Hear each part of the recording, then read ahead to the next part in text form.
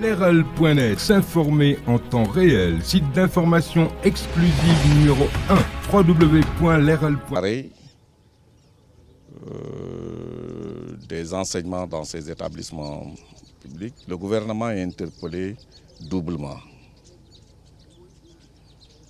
Et le ministère de l'enseignement supérieur qui a en charge la question voudrait préciser cela. D'abord, on est interpellé en tant que ministre de l'enseignement supérieur parce que les établissements universitaires du privé sont délégataires de missions publiques. Par rapport à cela, je pense qu'ils ont une obligation. Si les conditions sont réunies, de continuer à faire le travail.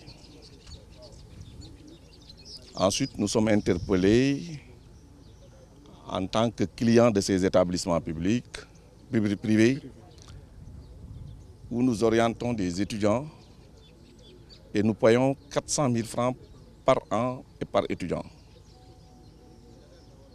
Donc nous sommes clients. Maintenant, le problème, comment il se pose?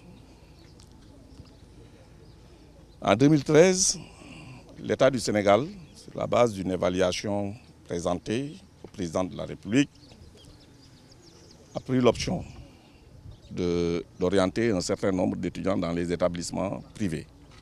Cela se justifiait par le fait que le gouvernement du Sénégal a pris option aussi de faire du privé un allié et une partie importante du dispositif d'enseignement supérieur au Sénégal.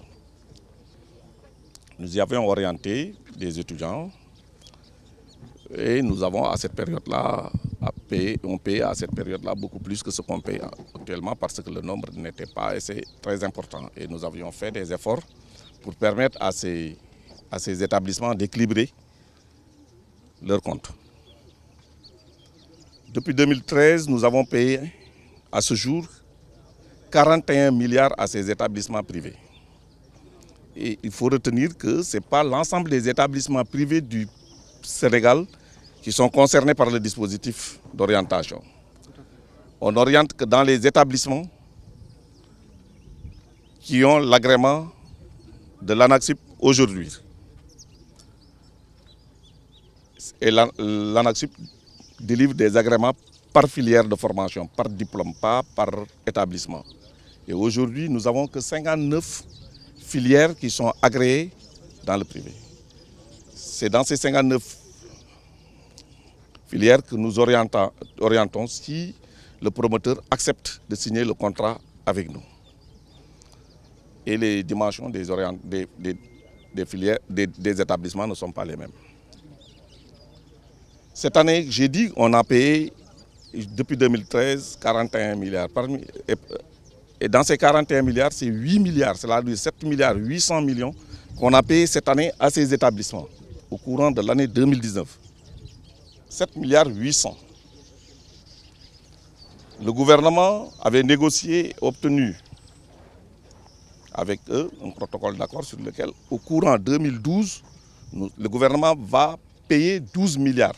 Sur ces 12 milliards, une bonne partie, c'est des arriérés des années précédentes.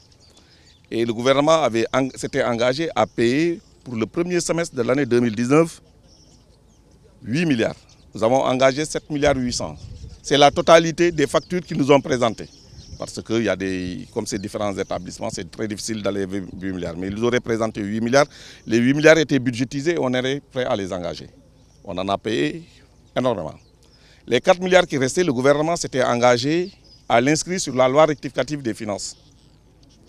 À les payer en tout cas avant la fin de l'année. Peut-être dans le format, on a dit la loi rectificative des finances.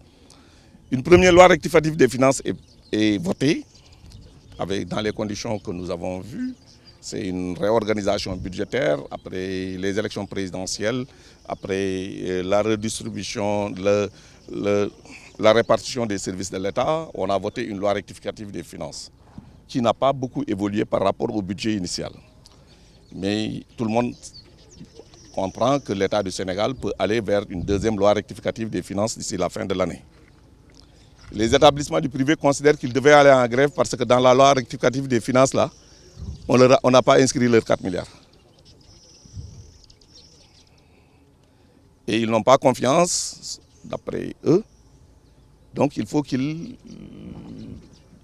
rompent le contrat commercial qui les lie avec l'État du Sénégal et qu'ils fassent fi des obligations d'un établissement délégataire de missions publiques. Ça, je le dis, parce que, quand même, je pense que par respect à l'État du Sénégal, on ne peut pas respecter nos engagements et on dit, voilà, vous n'avez pas montré que vous allez respecter ce qui reste. Alors, on met tout à la poubelle. Ce n'est pas acceptable. Et je vous dis que je ne peux aller dans ce sens-là. Nous sommes très ouverts à la négociation. Quand ils sont partis, on a fait appel aux responsables. On leur a montré toutes nos disponibilités pour trouver des solutions. Mais nous leur avons dit que l'État du Sénégal n'acceptera pas, selon ces deux statuts à ce niveau-là. Dans les deux cas, nous n'accepterons pas cet état de fait. Nous connaissons le dispositif. Hein. Le dispositif, nous le connaissons, les Sénégalais le connaissent. Ce dispositif-là ne satisfait personne. Les étudiants ne sont pas satisfaits. Je les ai rencontrés, ils ne sont pas satisfaits. Il y a un taux important d'étudiants orientés qui n'y vont pas, qui ne font plus les cours, qui délaissent. Bon, ce problème peut être généralisé parce que dans l'université aussi, c'est libre, les gens sont libres d'y aller. Mais il y a un taux important d'étudiants qui ne vont pas. Il faudra qu'on évalue cela. On évalue que les cours. Les étudiants ne sont pas contents par rapport aux cours qui sont dispensés, par leur contenu et par leur régularité. Et par le respect donc des cahiers de charges. Eux, ils ne sont pas contents. Le gouvernement aussi n'est pas content.